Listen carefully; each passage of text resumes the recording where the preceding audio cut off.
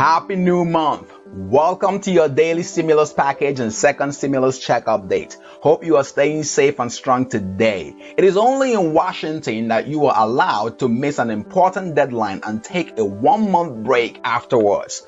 People who are lucky to have a job during this period will never even dream of trying that. Not when there are millions of people desperate for your help. It is September and we are now counting down to when Congress will return to Washington from break.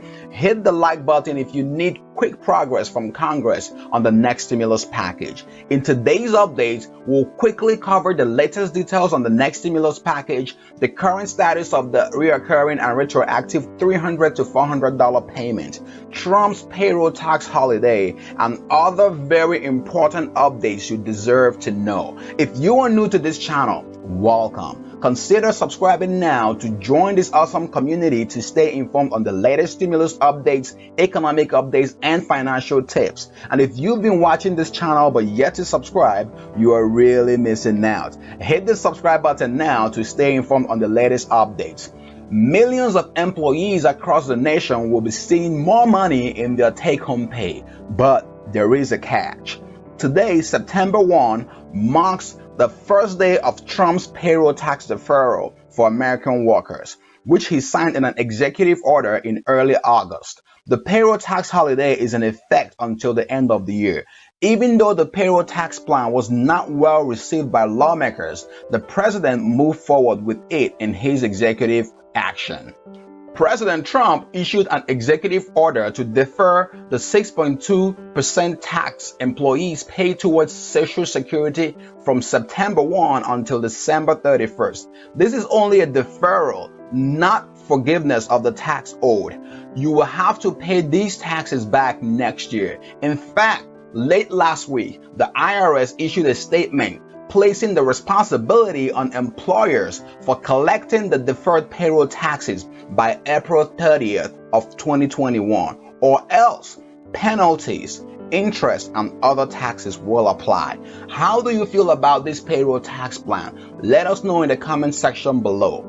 Okay, quick update on the $300 to $400 reoccurring and retroactive unemployment payment. According to Yahoo Finance, 48 states are in the process of implementing a presidential memo that provides an extra $300 to $400 of weekly jobless benefits, but only 6 states have begun paying out the additional money. Arizona, Louisiana, Missouri, Montana, Tennessee, and Texas have started paying the benefit, but most states won't begin until the end of September. If you've received your payment, let us know your state in the comment section below. Before we dive into where things stand with the stimulus package and second stimulus check, let's discuss a new bill that was just introduced. According to the New York Post, a new bill being introduced by Jim Banks, a military veteran congressman from Indiana, wants to strip anyone convicted of federal offenses during protests of extra unemployment benefits. In this new bill, Banks proposes holding those convicted financially liable for the cost of law enforcement in an amount that is equal to the cost of such policing activity. And in his own words, Jim Banks said, and I quote, "We need to cut them off from their funding and make them feel the full financial consequences of their actions." To be clear, Jim Banks is not talking about protesters, but people who take advantage of the protests to loot businesses. What do you think about this new bill? Do you think it is a distraction from the stimulus package bill that struggling Americans need right now? Let me know your thoughts about this in the comment section below. So last week, both sides moved $500 billion closer to a deal, but there's still a $900 billion gap. While this reflects a decent amount of progress from where we were at the beginning of last week, a big setback has been the negotiating strategy used by each side. Let me break this down for you. The Democrats want to focus on the top line number. They want to reach an agreement on the total cost of the package and then fill in the details later. This was reflected in their offer to compromise on the total cost of the next stimulus package. The Republicans want a piece-by-piece approach.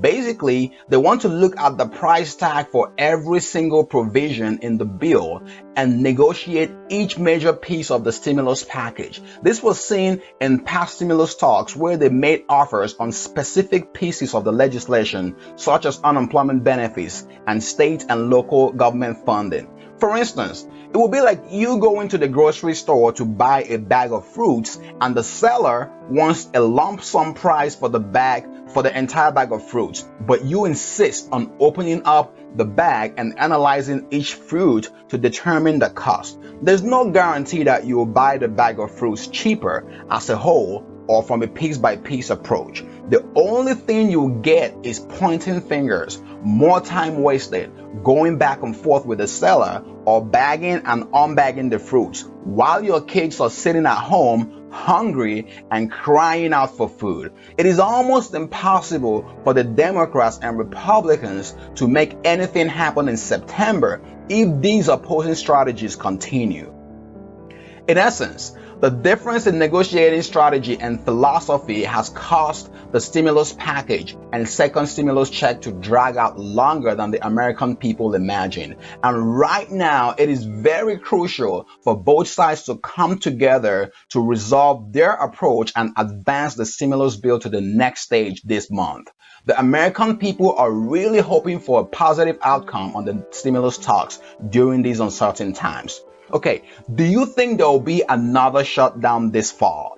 We are seeing a recent spike in new cases as schools reopen for in-person learning across the country. A new report from CNBC has shown that as of Sunday, new cases are up at least 5% based on a 7-day average in 26 states compared with just 12 states a week ago.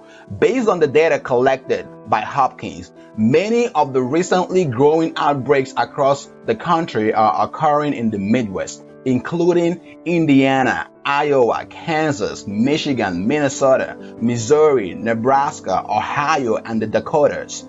On Sunday alone, these states collectively reported more than 7,400 new cases. How are things going in your state and city? Are you seeing a recent spike in cases? Like I said before, the clock is ticking and the Senate will be back next week, with the House set to return a few days later. While we wait for Congress to finalize the next stimulus package, you may have to pick a side hustle or side gig to get some extra cash or make some extra money from home.